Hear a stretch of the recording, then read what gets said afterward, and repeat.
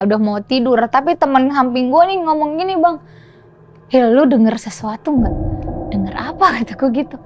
"Denger apa?" "Lu denger nggak? Suara-suara," kata gitu. "Suara apa sih?" "Enggak," gitu kan. "Cepetan lu denger nggak? Lu perhatiin, lu denger lah."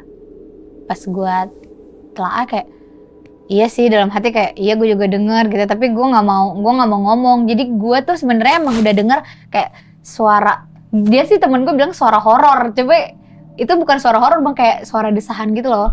Oh, suara desahan. Iya, iya, iya.